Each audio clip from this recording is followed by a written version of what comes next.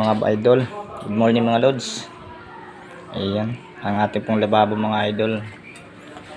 Ayan, ganyan po siya. Ayan. Ayan, nakalubog lang siya konti mga lods yung ginawa natin. Ayan, kunting lubog lang. Ayan yung cut natin. Oh. Doon siya tumakbo lang mga lods. Oh. Ayan, para yung tubig na hindi siya bumalik. Kunti lang, yung para lang siyang nag-tiles tayo mga idol. Kunting cut ng tiles. Mapapansin nyo.